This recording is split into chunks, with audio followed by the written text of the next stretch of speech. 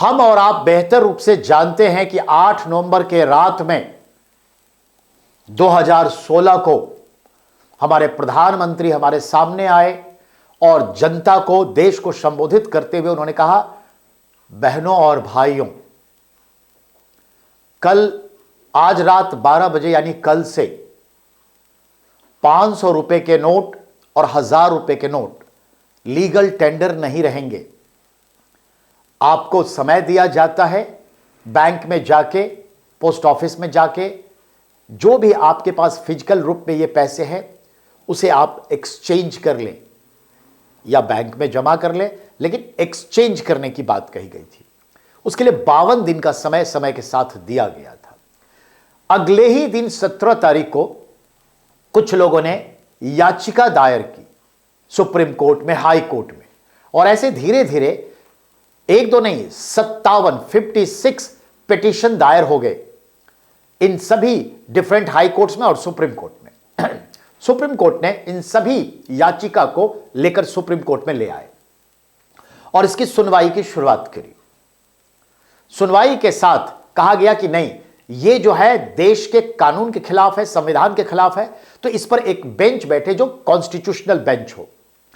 जब संविधान से जुड़ा कोई मामला हो जाता है तो संविधान से जुड़े मामलों पर एक्सप्लेन करने के लिए, बात करने के लिए, फैसला सुनाने के लिए जो 5 जजों की पीठ होती है, इसको कहते हैं कॉन्स्टिट्यूशनल बेंच, संवैधानिक पीठ। इसमें मिनिमम 5 जजेस होंगे ही। तो 5 जजों की संवैधानिक पीठ ने यह फैसला दिया है कि नोटबंदी सही था या गलत, यानी सरकार ने जिस प्रक्रिया से इसे किया, क्या वो सरकार के अथॉरिटी में था, सरकार के पावर में था, सरकार के पास ये राइट थे कि वो नोटबंदी करे और वो भी अचानक 2 चलते हुए रुपए को रोक दे। अचानक आरबीआई का ये काम है, सरकार कैसे की? ये तमाम चीजों पर बहस होने के बाद सीधा कहा कि नोटबंदी सरकार का फैसला जायज था, सही था, उसने अपने पावर के अधीन किया है और उसका यह भी है कि सारे के सारे नोट को वो बदल सकता है, बंद कर सकता है, नया चला सकता है। और जिस उद्देश्य से कहा कि डिजिटल करेंसी को बढ़ाना है, दुनिया की टोटल डिजिटल ट्रांजैक्शन में आज 40% ट्रांजैक्शन भारत में होता है। जी जनाब। आतंकवाद पे रोकना बिल्कुल एक हद तक रुका। तीसरा, आप भी जानते करप्शन को रोकना रुका, लेकिन अब देखते फिर नहीं रुका। जो भी है, 5 जजों में एक महिला थी जिन्होंने फैसले में अपना असहमति जताई। तो ध्यान देंगे, ये 4 लोगों ने कहा, सपोर्ट किया। यस, ये है हमारी बीवी नागरत्ना। इन्होंने कहा गलत, सरकार ने अपने अधिकार का गलत प्रयोग किया। इन लोगों ने कहा जो भी किया सही किया, सुप्रीम कोर्ट ने नोटबंदी को सही ठहरा दिया।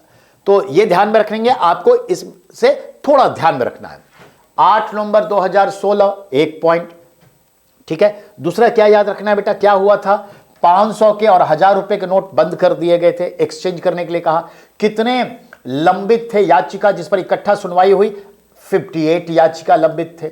सरकार ने क्या कहा था नोटबंदी का उद्देश्य? तो काला धन, ब्लैक मनी को कंट्रोल करना, ठीक है, हवाला कारोबार, हवाला एक्टिविटीज को ब्लॉक करना, टेररिज्म एक्टिविटीज को रिड्यूस करना, कैशलेस इकोनॉमी को बढ़ावा देना, नकली करेंसी, फेक करेंसी को स्टॉप करना। और आप देखिए, दुनिया में कैशलेस में नंबर 1 भारत है। 40% दुनिया के टोटल करेंसी का कैशलेस भारत में होता है। अब सवाल, ठीक है, अब कौन से जज थे? सारे जज आपके सामने में है, ये देखिए। सुप्रीम कोर्ट के न्यायाधीश बाएं से एस अब्दुल नजीर, ये हमारे मुस्लिम हुए। BR गवई, ये मराठी हुए। एस बोपन्ना, ये हमारे साउथ इंडियन हुए। V सुब्रमण्यम, साउथ इंडियन हुए। बी रत्ना, आंध्र प्रदेश की है शायद। तो ये सब हैं, तो सबको मिलाकर किया गया और इसको ध्यान में रखना है। दैट्स ओके, जस्टिफाई हो गया।